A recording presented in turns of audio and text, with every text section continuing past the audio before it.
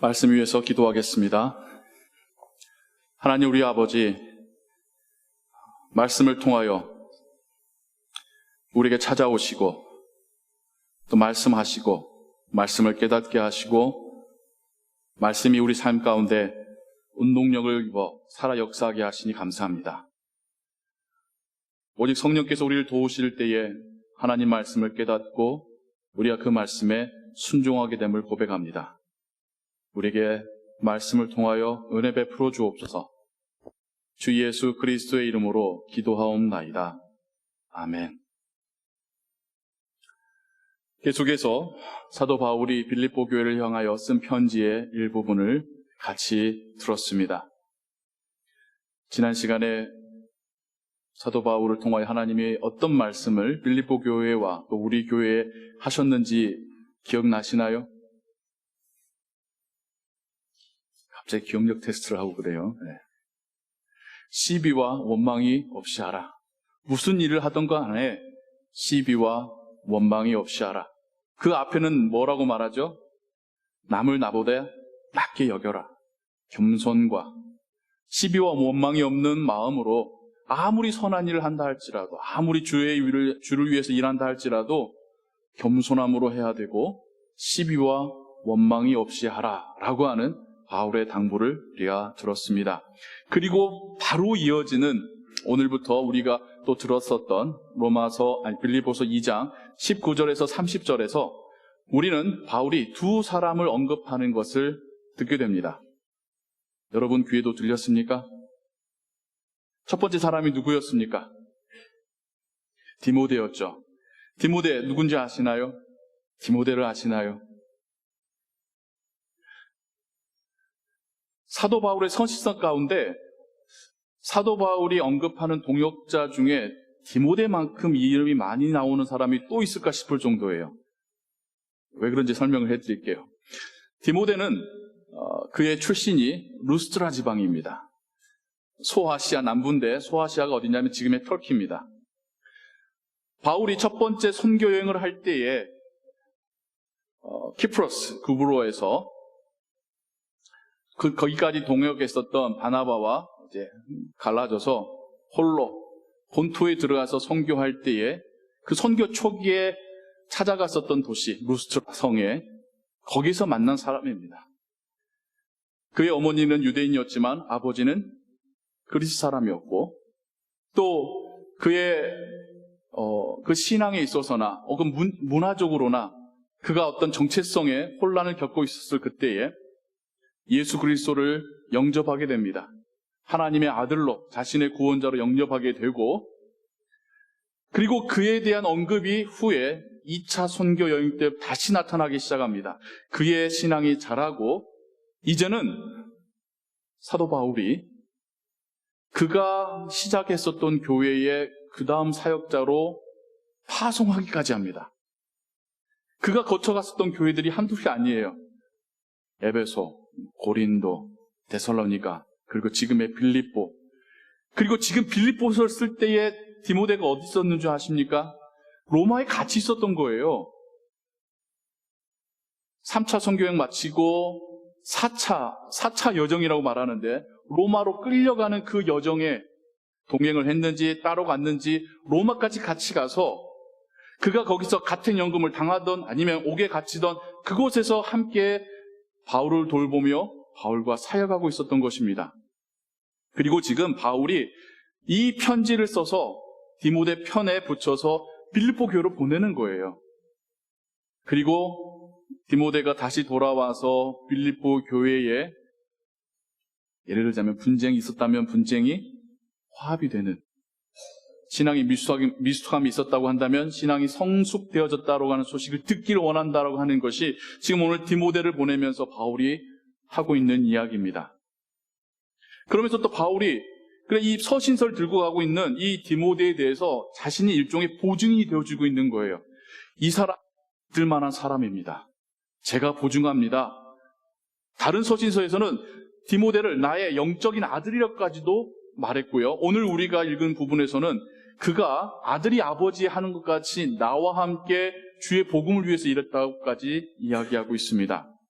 오해하시면 안 되는데 아주 미묘한 어감의 차이인데 아들이 아버지에게 했던 것처럼 디모데가 나에게 했다가 아니에요. 나를 섬겼다가 아니라 아들이 아버지에게 하듯이 디모데가 나와 함께 복음을 위해서 일했답니다. 무슨 말이냐면 아들이 아버지만을 바라보고 아버지를 위해서 일하듯이 섬겼던 것처럼 디모데가 바울을 위해서 일한 게 아니라 여러분 스몰 비즈니스 보면 아버지와 아들이 같이 일하는 곳 있죠. 아버지가 일할 때 아버지는 경험과 인맥으로 지식으로 일할 때에 아들은 그 팔팔한 힘 가지고 아버지의 부족한 부분을 도와서 같이 스몰 비즈니스를 운영해가는 그런 가족들 보지요. 마치 그것처럼 디모데가 바울 옆에 보좌하면서 바울만 바라보는 게 아니라 바울 옆에 서서 하나님의 나라를 바라보며 일했다라고 이야기하고 있습니다. 바울이 그에 대해서 어디까지 보증하냐면 세상 사람들은 아니 일반적인 사람들은 자신의 유익을 위해서 이것만 생각하고 그걸 위해서 일하지만 이 사람은 예수 그리스도를 위해 사는 사람이다까지 보증하고 있습니다. 그만큼 신뢰하고 있습니다. 그리고 그 로마 감옥에서 빌립보 교회 소식을 듣고 빌립보 교회의 사역자를 파송해서 어떤 이 상황을 원만하게 해결하기 위해서 그가 가장 신뢰하는 디모데를 보내고 있는 겁니다. 지금 그 누구보다도 디모데가 필요한 사람은 바울이고 바울의 선교 어떤 여정 가운데 지금이 어찌 보면 디모데의 도움이 제일 필요할 때임에도 불구하고 바울이 디모데를 신뢰하는 만큼 이 일의 적임자는 디모데야. 디모데를 보내고 있습니다. 그러면서 자신의 풀 크레딧을 써가면서 디모데를 빌립보 교인들에게 소개하고 있습니다.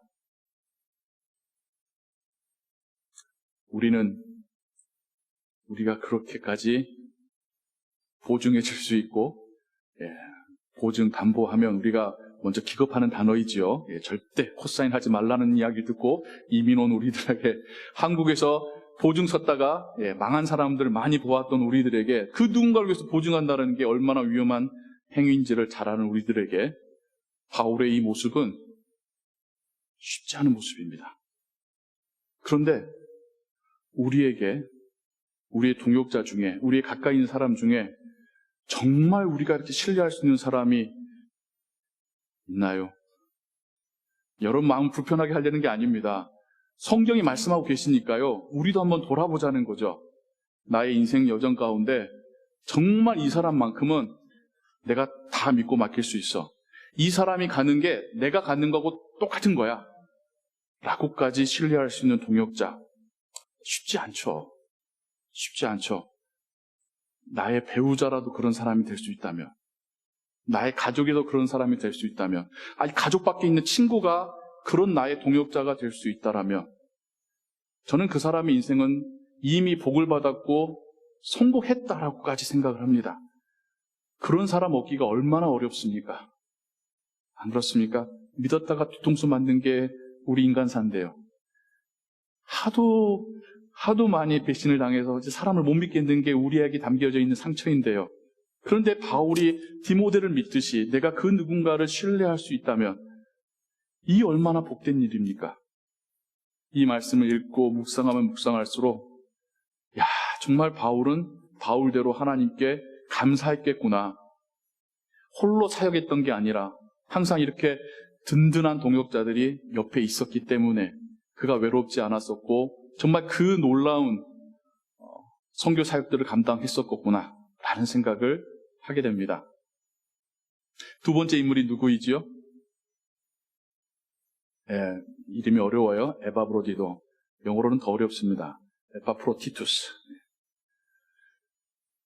이 사람에 대해서 또 바울이 언급을 하는데 이 사람은 어떤 사람이냐면 이 사람은 빌립보 교회 출신이에요.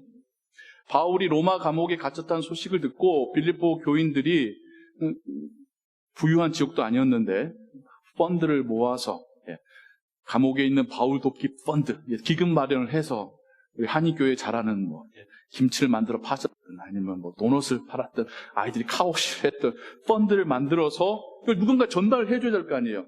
가지고 와서 옥에 있는 바울이 그 돈 가지고 어떻게 하겠어요? 누군가 옥 밖에서 바울을 서포트 해줘야 되지 않겠습니까? 그래서 교회 안에서 뽑은 사람이 에바브로디도입니다. 그러니까 교회도 이 사람을 그만큼 신뢰한 거예요. 이 큰 돈 맡겨서 그 사람이 다른 데 가버리면요. 다른 데 쓰고 와서 바울 위해서 쓰고 왔어라고 하면 누가 알겠습니까? 근데 교회는 이 사람을 믿을 정도였던 거죠. 그가 그 자금 가지고 올 때에 그때는 얼마나 이 여행 중에 강도들이 많았는지 몰라요. 좀 멀쩡해 보이면, 특히 혼자 가면 말할 것도 없이 도적들을 만나는 게 비일비재했던 그때에 그는 얼마나 그걸 전전긍긍하며 이거 어떻게든 잘 가지고 와서 빌립보 교인들의 마음으로 바울을 서포트해야 되는데 그 마음 가지고 왔겠습니까? 근데 그 여정길을 오다가 와서 바울을 섬기다가 이 사람이 병이 났네요. 병이 난 정도가 아니라 거의 죽을 정도까지 앓게 됩니다. 코비드 한 번씩 알아보셨죠? 저도 코비드를 앓으면서 작년에 제 인생 중에 이렇게 몸 아픈 감기가 있었을까 싶을 정도로 하여간 한 2, 3일간 정신을 못 차렸던 것 같아요. 지금 앓고 있는 분들도 참 많이 힘들어 하신다는 소식을 듣습니다. 에바브로디도가 자기를 위해서 저 빌립보에서까지 와가지고 자기 옥바라지 하다가 병이 났어요. 바울의 마음이 어떻겠습니까?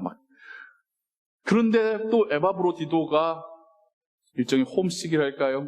두고 온 가족들, 교회, 고향 생각도 나고 또 에바브로디도가 와가지고 병났다는 소식이 들려서 교회와 가족들이 염려할 거란 생각에 몸은 바울을 섬기고 있지만 마음은 복잡했던 거죠. 바울이 그것을 감지합니다. 그리고 바울이 디모데만이 아니라 에바브로디도도 고향으로 돌려보냅니다. 그러면서 이제 편지에 쓰는 거죠. 에바브로디도가 여기까지 오기까지 얼마나 고생했고 나를 위해서 얼마나 수고했고 당신들 때문에 얼마나 마음을 졸였었는지 아시죠? 알아줬으면 좋겠어요. 내가 말하지 않으면 아무도 모를 테니까 이제 제가 보냅니다. 그를 따뜻하게 환대해 주시고 그가 한 수고와 노고에 대해서 칭찬해 주세요. 라고 하면서 편지를 쓰고 있습니다. 바울과 디모데의 이야기를 통해서 동역자에 대한 신뢰를 보게 된다면 바울이 에바브로디도를 언급하며 그에 대해서 말하는 부분에서는 동역자에 대한 사랑을 보게 됩니다. 함께 일한 사람에 대한 사랑, 그의 수고에 대한 감사의 마음, 또 그것을 다른 사람들도 기억해 주기를 바라는 마음. 본인이 내가 이렇게 열심히 했습니다라고 어떻게 말합니까? 그런데 내가 옆에서 이 일의 증인입니다. 정말 그 사람, 당신들을 대표해서 당신들의 그 마음 온전히 가지고 와서 최선을 다해서 저를 도와줬습니다. 바울의 이 한마디가 교회에도 기쁨이 되겠지만 그냥 프라우드하게 여겼겠지만 에바브로디도는 그 마음, 그 이야기 듣고 어떤 마음이었을까요? 감동이 돼서. 물론 우리가 하나님을 위해서 일하는 것이고 하나님께 칭찬을 듣는 것이지만 그런데 하나님이 우리를 칭찬하시고 우리를 회복시키시고 우리가 맡은 바 사역에 더 힘을 내게 하실 때에는 많은 경우 옆에 사람들을 통해서 하나님이 우리를 칭찬하실 때가 더 많습니다. 그 사람의 이야기가 아니라 진짜 하나님께서 그 사람의 입술을 빌려서 나에게 주시는 말씀처럼 들릴 때가 있곤 합니다. 오늘 바울이 디모데와 에바브로디도를 언급하며 빌립보 교회에게 한 그 이야기를 그리고 지금 하나님은 우리에게도 하시는 말씀으로 우리가 듣기를 소원합니다. 우리 가운데서도 디모데와 같이 에바브로디도 같이 세움받아 교회를 위해서 혹은 교회에서 파송되어져서 일하고 있는 이들이 있습니다. 우리의 동역자요, 우리의 사역자들이 있습니다. 현직에 있는 직분자들이 있고요. 또 단지 어떤 호칭을 가진 직분자로서 뿐만 아니라 교회의 다양한 분야에서 다양한 모습으로 자신에게 맡겨진 그 역할을 최선을 다해서 일하고 있는 사역자들이 있습니다. 저는 그들을 저의 동역자라고 부릅니다. 그분들이 저의 사역을 위해서 돕고 일하는 분들이 아니라 저와 함께 팀을 이루어서 함께 교회를 섬기고 하나님 나라에서 일하는 저의 동역자들이고 여러분들의 사역자들입니다. 바울이 그 쓰기 힘든 편지 안에, 많이 쓸 수도 없는 그 분량 안에 굳이 디모데와 굳이 에바브로디도를 언급하며 빌립보 교회에 이 이야기를 전한 이유는 무엇일까요? 큰 그림으로 보자면 바울이 지금까지 말해왔었던 겸손함으로 남을 나보다 낫게 여기고 시비와 문망 없이 함께 하나님 나라에서 위해서 일해가는 그 모습을 지금 자신의 동역자의 관계를 통하여서 다시 한번 이야기하고 있는 것입니다. 디모데와 에바브로디도가 완벽한 사람이었을까요? 전 그렇지 않다고 생각합니다. 바울도 완벽하지 않았었는데요. 그들도 실수했을 것이고 그들도 바울이 볼 때에 부족함이 있었을 것입니다. 그런데도 바울은 부족함을 본 것이 아니라 그들의 그 순수한 믿음과 섬김의 모습을 보고 교인들에게나 하나님께 그들에 대하여서 언급하고 있는 것입니다. 목회를 해보다 보면요, 교회에 대해서나 특정 어떤 직분자에 대해서 불평하는 이야기들을 제가 듣곤 합니다. 저를 믿기 때문에도 하시는 말씀이겠죠. 비판과 비난은 좀 다른데, 제가 뭘 보면 비난인 줄 아냐면, 그걸 듣고 나서도 제가 긍정적인 이야기를 하면, 목사님 나이보에서가지고 잘 모르시네 라고 하실 때, 이분이 원하시는 건 뭘까라는 생각을 해보게 됩니다. 여러분, 목회자도, 물론 우리의 리더는 예수님이시지만, 인간들 중에 교회를 섬기는 리더 그룹 중에 한 명이 또 목회자 아니겠습니까? 리더가 자신이 섬기는 공동체에 대해서 여기는 희망이 없어라고 생각하는 순간 끝입니다. 거기에 더 있을 이유가 뭐가 있습니까? 희망이 없는데. 리더 마음에 자기가 섬기는 공동체에 소망이 없다고 여기면 더 이상 그 사람에게서는 선한 사역이 나올 수가 없습니다. 그냥 본인이 상처가 있고 막 답답한 마음에 저한테 막 이야기하시다가 저도 동조해 주시길 바라는데, 제가 그 이야기에 동조하는 순간 저는 교회를 못 섬깁니다. 저를 통해서 선한 은혜의 하나님 말씀이 나오지도 않을 뿐더러 제가 거기에 계속 머문다라는 게 저한테 시간 낭비니까요. 저는 마지막 순간까지 제가 섬기는 분들의, 함께 동역하는 분들의 하나님께서 축복하시고 역사하시는 부분들을 발견하고 거기에 집중하고 그것을 나눌 계획입니다. 이건 저의 결심이고 저는 그렇게 해야 합니다. 제 입에서 비난이, 제 입에서 비판이 나오는 순간 이미 제 안에는 썩을 대로 썩었다는 뜻이겠고, 제가 섬기는 공동체에도 결코 좋을 게 없겠죠. 바울이 디모데와 에바브로디도를 언급하며 말하는 그의 자세를 보십시오. 얼마나 그들에 대한 신뢰와 사랑으로, 존중하는 마음으로 이야기하고 있습니까? 우리가 서로가 서로에게 그런 공동체가 되어야 합니다. 세상에서는 서로 높은 곳에 올라가려 하고 서로 자신의 파워를 갖기 위해서 경쟁하며 상대방을 깎아내리지만 우리는 교회로 모였지 않습니까? 오해하지 마세요. 지금 다 여러분이 그러지 않는다고 해서 하는 말이 아니라 성경이 그런 말씀하고 계시니까 저는 있는 그대로 말씀드리는 것 뿐입니다. 세상과는 다른 교회의 모습이 되어야 하지 않겠습니까? 우리 교회가 특이한 점이 있어요. 직분자의 후보만 되면 아주 높은 비율로 다들 찍어주셔요. 오케이 해주셔요. 그런데 후보 수락 거절률이 얼마나 높은지 아십니까, 여러분? 전체 후보의 한 70%, 80%가 거절을 하시고 겨우 20, 30%가 수락하셔서 지금 이렇게 교회를 섬기시는 분들이 세워지고 있습니다. 왜 그럴까요? 물론 그분들이 교회에 대하여서 겸손한 마음으로 나 부족해요. 제가 어떻게 그런 일을 또 있을 수 있겠지만,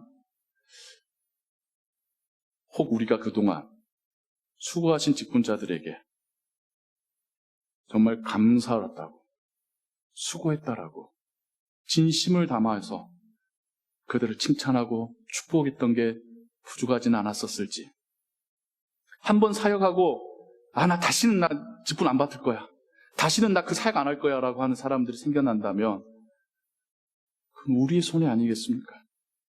사역을 통하여서, 임지 기간을 통하여서 신앙이 성장하고 그분이 교회와 하나님 나라를 더 사랑하게 되고 더 섬기게 되는 것이 그분에게나 우리에게나 하나님께나 모두가 플러스인데, 직분 맡고만 나면 지쳐가지고 나 이젠 안 할 거예요, 저 시키지 마세요라고 하는 그런 상황이 되어진다면 그건 그분에게나 우리에게나 하나님 나라에나 손해 아닐까요?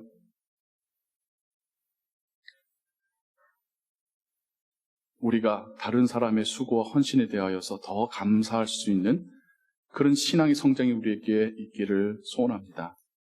직분자들 혹은 여러 모양으로 목장이나 교육부나 아니면 교회 관리나 섬기시는 분들, 돈 받고 일하시는 분도 없어요. 다 하나님을 사랑하고 교회를 섬기는 마음으로, 교회 공동체를 섬기는 마음으로 수고하시잖아요. 그러면 그것보다 우리가 더 감사해야 될 게 또 뭐가 있을까요? 내 눈에 양이 안 차도 내가 보이지 않고 내가 몰랐던 곳에서 또 그들이 수고하며 일하는 것을 어떻게 합니까? 그런 분들이 있었기 때문에 교회가 지금까지 교회되어질 수 있었고, 그런 분들이 외벽을 이루고 있었기 때문에 세상에서 길리는 영혼들이 이곳에 오셔서 평안과 안식을, 신앙의 성장을 맛보고 있지 않겠습니까? 그리고 또 때가 돼서 하나님께서 나에게 일하라고 기회를 주신다면 앞에 하셨던 분들 보면서 그래 나도 그러면 섬겨보고 더 예수님의 제자 되어보자, 그런 마음이 드는 거 아니겠습니까? 직분이라는 거요, 특별한 사람이 세워지는 게 아니라 예수님의 제자당 우리 모두가 하나님을 섬기고 섬김을 통해서 성장하는 기간이 직분입니다. 우리가 직분자를 세울 때에도 까다롭게 고를 것도 아니고, 직분자로서 추천받았을 때에도 마냥 두려워할 게 아닙니다. 하나님의 은혜를 입는 시간입니다. 나의 믿음의 표피가 더 단단해져가는 시간입니다. 하나님의 나라가 어떻게 움직여가고 있는지를 내 눈으로 볼 수 있는 기회입니다. 그래서 직분의 요청이 있을 때에도, 혹은 그런 직분 일꾼들을 세울 때에도 우리 모두가 기뻐하며 감사해하며 세우고 또 세움받을 수 있다면 그게 건강한 교회의 하나의 중요한 모습이지 않겠습니까? 계속해서 일꾼이 세워져 가는 것, 세워진 일꾼들이 연수가 가면 갈수록 더 성숙되어지고 더 감사함으로 사역할 수 있는 교회, 그분들로 인해서 더 많은 영혼들을 우리가 품을 수 있는 우리의 영적 그릇이 키워져 가는 그런 교회, 그분들의 섬김을 교우들이 따라보며 같이 성장해 가고 교회만이 아니라 교회 밖을 섬길 수 있는 교회, 그게 지금 하나님께서 빌립보 교회뿐만 아니라 우리에게 보여주시고 말씀하시는 그런 교회일 줄로 믿습니다. 서로가 서로에 대하여서 신뢰하고 감사해야 할 수 있는 그런 가족, 또 그런 우리의 교회 되기를, 그리고 직장에서 여러분들이 그러한 일꾼과 동역자 되시기를 주님의 이름으로 축원합니다. 기도하겠습니다. 하나님 우리 아버지, 우리가 홀로 일하는 것이 아니라 하나님께서 보내주신 동역자와 함께 일함을 고백합니다. 나도 부족하지만, 서로의 부족함을 알지만, 또는 하나님께서 주신 달란트로 함께 합력하여 일할 때에 우리 개인이 해낼 수 없는 일들을 우리가 할 수가 있습니다. 그 합력함에, 그 합심함에 성령께서 역사하심을 믿습니다. 수만 명이 아니라 단지 300명으로도 10만 대군을 물리친 하나님이심을 믿습니다. 하나님의 일하심은 사람의 수에 있지 아니하고 그들의 하나됨과 팀웍과 그 마음가짐에 있음을 깨닫습니다. 우리로 그러한 교회 되게 하옵소서. 한 뜻으로 하나님 나라를 위해서 서로가 서로를 격려하고 일으켜 세워주고 서로에게 겸손하는 그러한 교회 되게 하옵소서. 그러한 우리에게 하나님께서 길리는 영혼들을 보냈을 때에 우리가 그들을 케어하여 그리스도인으로서 거듭나는 일에 우리가 쓰임받는 도구가 되게 하여 주옵소서. 모든 것 주께 의지하오며 주 예수 그리스도의 이름으로 기도하옵나이다. 아멘.